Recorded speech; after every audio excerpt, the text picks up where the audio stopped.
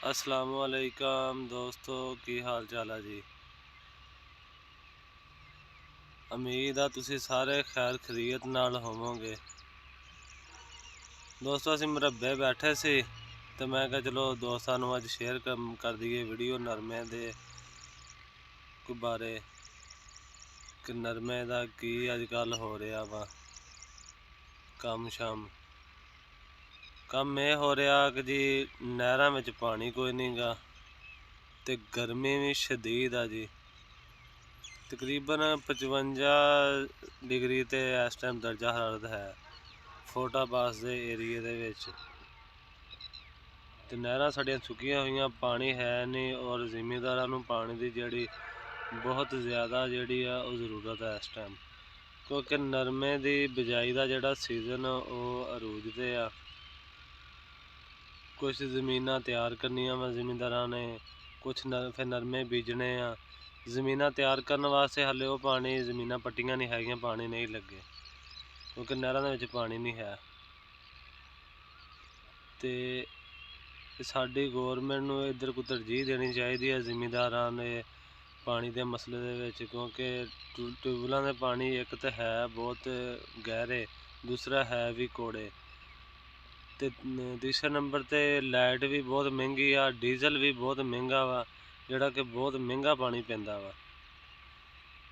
ते इस करके साडी गौरमेंट नूं पानी आल जरूर तवज्जो देनी चाहिदी आ कि जिमीदारां नूं पानी मुहैया करिए जित्थों किदां भी करन, क्योंकि डैम ज़्यादा बनाउणगे ते बारिशां दा पानी विच जमा होवे ते पानी ताई फिर ही कामयाब हो सकदा ना। ये अज विच तो नहीं होना, लेकिन इन्हां नूं इहदे बारे सोचना जरूर चाहिए साडे हुक्मरानां नूं। ते चलदे अज दी वीडियो तरफ तुहानूं दिखाउने कि नरमा और की इहदे नाल हो रहा वा। हाले 4 दिन इहनूं होए आ प्लांटर कीते नूं, 4 भी नहीं होए ते नरमा उग्गी जांदा वा ते अपने आप ही मतलब इन्ना गर्मी पै रही है कि सड़ रहा वा उत्तों ओहदे क्योंकि पौधा हैगा हाले नन्ना ते ओहदे उत्तों कुंबल जिहड़ी सड़न लगी है। ते नरमे दी फसल है दोस्तों बड़ी औखी है, इनू सामना इनू बच्चे की तरह ही है ते इवें केयर मंगदी है, दिन रात इत्ते मेहनत करनी पैंदी है। नरमे की फसल मैं तो दोस्तों सीधी तुहानूं मिसाल देवां ते ओह मशूक तरह ही आ।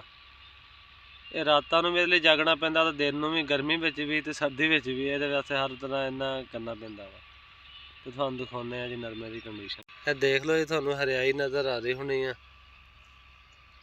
तो ये जिस जगह ते मैं बैठा मैं तो थोड़ी जी साया जिहा वा ते इत्थे ठीक आ। और तुहानूं दिखाउने आ पौधे इस तरह उप्पर सुक्कण डे गर्मी नाल, ए देख लो।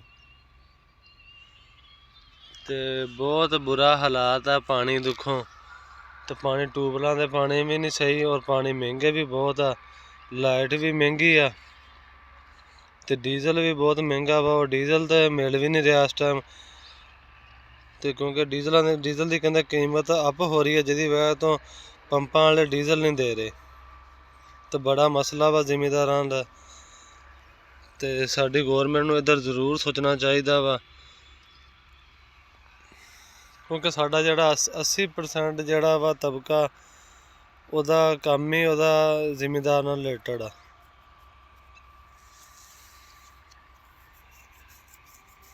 ए देख लो जी, ए नरमा हुण 4 दिन दा जी। ए देख लो ए पौधे ए जेहड़े ये किस तरह सुके पे है।